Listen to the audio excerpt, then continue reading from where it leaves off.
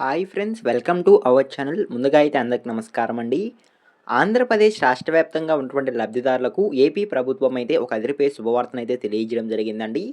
ఆంధ్రప్రదేశ్ రాష్ట్ర వ్యాప్తంగా ఉన్నటువంటి లబ్ధిదారులు ఎంతగానో ఎదురు చూస్తున్నటువంటి కొత్త పింఛన్లకి సంబంధించి ఒక తాజా సమాచారం అయితే రావడం జరిగింది. ఒక కేటగిరీ పింఛన్లకు ఈ ఏప్రిల్ నెలలో దరఖాస్తులనేవి విడుదల చేయబోతున్నట్లయితే సమాచారం అండి.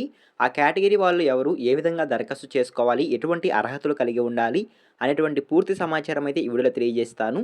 ఈ వీడియోని ఎక్కడ స్కిప్ చేయకుండా చూడండి. అప్పుడే మీకు పూర్తి సమాచారం అర్థమవుతుంది. మన ఛానల్ ఎవరైనా మొదటిసారి చూస్తుంటే ఛానల్ చూసి కంటెంట్ నచ్చినట్లయితే సబ్స్క్రైబ్ చేసుకొని పక్కనే ఉన్న బెల్ ఐకాన్ అయితే ఆన్లో పెట్టుకోండి. సో ఇక లేట్ చేయకుండా డైరెక్ట్గా వీడియోలోకి అయితే వెళ్ళిపోదామండి. వీడియోలో భాగంగా ముందుగా చూసుకున్నట్లయితే ఆంధ్రప్రదేశ్ రాష్ట్ర వ్యాప్తంగా ఉన్నటువంటి లబ్ధిదారుల్లో భాగంగా ఎవరైతే ఎన్టీఆర్ భరోసా పెన్షన్ తీసుకుంటూ వివిధ కారణాల వల్ల మరణించి ఉంటారో పురుషులు, సో వాళ్ళ యొక్క ప్లేస్లో వాళ్ళ భార్య కనుక ఉన్నట్లయితే వాళ్ళ భార్యకు స్పోర్ట్స్ పెన్షన్స్ అయితే ఇవ్వడం జరుగుతుందండి. ఏపీ రాష్ట్ర ప్రభుత్వం అయితే ప్రతి నెల ఈ కేటగిరీకి సంబంధించి ప్రభుత్వం అయితే దరఖాస్తులను స్వీకరించడం జరుగుతుంది గ్రామ వార్డు సచివాలయాల ద్వారా అయితే. అదేవిధంగా ఈ ఏప్రిల్ నెలలో ఎన్టీఆర్ భరోసా స్పోర్ట్స్ పెన్షన్లకు దరఖాస్తులనేవి విడుదల చేయబోతున్నట్లయితే సమాచారం అండి. భర్త ఎన్టీఆర్ భరోసా పెన్షన్ తీసుకుంటూ మరణించినట్లయితే వాళ్ళ ప్లేస్లో భార్య ఉంటేనే సో వాళ్ళు మాత్రమే ఈ స్పోర్ట్స్ పెన్షన్లకు దరఖాస్తు చేసుకోవడానికి అవకాశం అయితే ఉంటుంది. మీరు ఈ ఏప్రిల్ నెలలో కనుక ఈ స్పోర్ట్స్ పెన్షన్కి దరఖాస్తు చేసుకున్నట్లయితే నెక్స్ట్ మే మంత్లో మీకు ఈ పెన్షన్స్ అయితే ఇవ్వడం జరుగుతుందండి. 4,000 రూపాయలు గ్రామ వార్డ్ సచివాలయం సిబ్బంది మీ ఇంటి వద్దకే వచ్చి మీకు అందించడం జరుగుతుంది. సో ఇప్పుడు ఎన్టీఆర్ భరోసా స్పోర్ట్స్ పెన్షన్కి ఏ విధంగా దరఖాస్తు చేసుకోవాలి, అప్లికేషన్ ఫామ్ ఏ విధంగా ఫిల్ చేయాలి అనేటువంటి పూర్తి సమాచారం అయితే తెలియజేస్తాను. ముందుగా చూసుకున్నట్లయితే మీకు స్క్రీన్ పైన అయితే ఒక ఫామ్ని అయితే చూపిస్తున్నానండి. అప్లికేషన్ ఫామ్ అయితే ఈ విధంగా అయితే ఉంటుంది. దీన్ని గ్రామ వార్డ్ సచివాలయంలో అయితే ఇవ్వడం జరుగుతుందండి.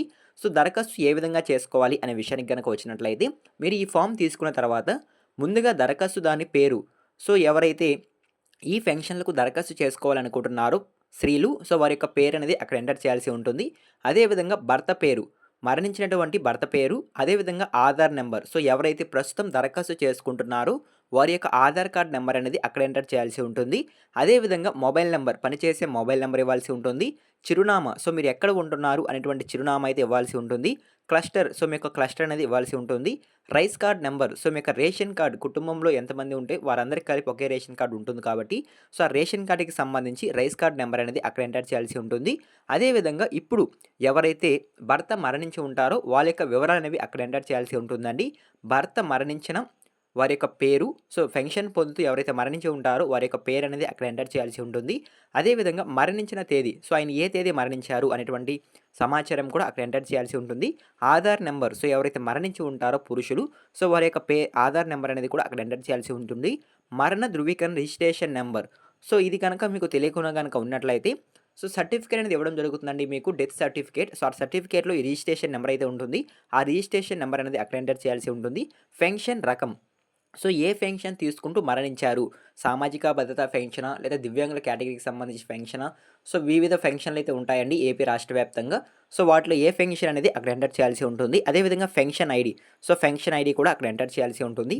సో ఈ విధంగా అన్నీ ఎంటర్ చేసిన తర్వాత దరఖాస్తుదారుని సంతకం, సో ఎవరైతే దరఖాస్తు చేసుకుంటూ ఉన్నారో ఈ యొక్క పథకానికి సంబంధించి, ఈ యొక్క పెన్షన్కి సంబంధించి వారి యొక్క పేరు అనేది అక్కడ ఎంటర్ చేయాల్సి ఉంటుంది. అదేవిధంగా verifier education assistant, ward verifier development secretary, so వాళ్ళైతే ఈ దరఖాస్తు ఫామ్ని అయితే పరిశీలించడం జరుగుతుంది. పరిశీలించిన తర్వాత మండల పరిషత్ అభివృద్ధి అధికారి, మున్సిపల్ కమిషనర్ దగ్గరికి అయితే ఈ ఫామ్ అనేది వెళ్ళడం జరుగుతుందండి. సో ఈ ఫామ్ని వాళ్ళు పరిశీలించి మండల స్థాయిలో, సో మీరు కనుక అర్హత కలిగి కనుక ఉన్నట్లయితే మీకు ఏప్రిల్ నెలకు సంబంధించి ఎప్పుడైతే దరఖాస్తు చేసుకొని ఉంటారో సో వాళ్ళందరికీ మే నెలలో అయితే స్పోర్ట్స్ పెన్షన్స్ అయితే ఇవ్వడం జరుగుతుందండి ఏపీ రాష్ట్ర ప్రభుత్వం అయితే. సో ఓకేనా. అదేవిధంగా మీరు గనక ఈ స్పోర్ట్స్ పెన్షన్లకు దరఖాస్తు చేసుకోవాలనుకుంటే ఎటువంటి డాక్యుమెంట్స్ అవసరం అవుతాయి అనేటువంటి సమాచారం తెలియజేస్తాను. ముందుగా చూసుకున్నట్లయితే ఎవరైతే స్త్రీ ఉన్నారో దరఖాస్తు చేసుకుంటున్నారో వారి యొక్క ఆధార్ కార్డ్ నెంబర్ మరియు రైస్ కార్డ్ నెంబర్, సో ఎవరైతే భర్త మరణించి ఉంటారో వారి యొక్క Aadhaar card number, pension ID, మరణానికి సంబంధించి ఏమైనా ధృవీకరణ పత్రం ఉంటే అది, పెన్షన్ రకం, సో వారి యొక్క ఆధార్ కార్డు కూడా తీసుకెళ్లాల్సి ఉంటుంది. సో ఈ విధంగా దరఖాస్తులో మీరైతే ఈ సర్టిఫికేట్ అనేది యాడ్ చేయాల్సి ఉంటుంది. సో ఓకేనా, మీకు అర్థమైంది అనుకుంటున్నాను. ఒకవేళ వాళ్ళ దివ్యాంగ కేటగిరీకి సంబంధించి పెన్షన్ తీసుకుంటూ కనుక ఉన్నట్లయితే సదరం సర్టిఫికేట్ అనేది కంపల్సరీ తీసుకెళ్లాల్సి ఉంటుంది. సో ఈ రకంగా మీరు డాక్యుమెంట్స్ అనేవి యాడ్ చేసి దరఖాస్తు చేసుకున్నట్లయితే సో మీకు వెరిఫికేషన్ పూర్తయిన అనంతరం ఒక నెలల తర్వాతే మీకు ఈ స్పోర్ట్స్ పెన్షన్స్ అయితే ఏపీ రాష్ట్ర ప్రభుత్వం అయితే ఇవ్వడం జరుగుతుందండి. సో ఓకేనా, మీకు అర్థమైంది అనుకుంటున్నాను. సో ఈ విధంగా ఒక కేటగిరీ పింఛన్లకు సంబంధించి ఒక తాజా సమాచారం అయితే రావడం జరిగింది. ఈ ఆంధ్రప్రదేశ్ రాష్ట్రంలో ఎన్టీఆర్ భరోసా పెన్షన్ తీసుకుంటూ ఎవరైతే భర్త మరణించి ఉంటారో వాళ్ళ ప్లేస్‌లో వాళ్ళ భార్య గనుక ఉన్నట్లయితే, సో వారికి ప్రతి నెల స్పోర్ట్స్ పెన్షన్‌కి సంబంధించి దరఖాస్తులైతే ప్రభుత్వం స్వీకరించడం జరుగుతుంది. అందులో భాగంగానే ఈ ఏప్రిల్ నెలకి సంబంధించి కూడా స్పోర్ట్స్ పెన్షన్స్ అయితే దరఖాస్తులైతే స్వీకరించడం జరుగుతుందండి ఏపీ రాష్ట్ర ప్రభుత్వం అయితే. సో ఓకేనా, మీకు క్లారిటీ అయితే వచ్చిందనుకుంటున్నాను. ఈ ఇన్ఫర్మేషన్ గనుక మీకు నచ్చినట్లయితే లైక్ చేయండి. ఇలాంటి లేటెస్ట్ అప్డేట్స్ కొరకు మన ఛానల్‌ని సబ్స్క్రైబ్ చేసుకొని పక్కనే ఉన్న బెల్ ఐకాన్ అయితే ఆన్‌లో పెట్టుకోండి. ఈ వీడియో మీరు ఎండ్ వరకు చూస్తుంటే థాంక్ యూ ఫర్ వాచింగ్.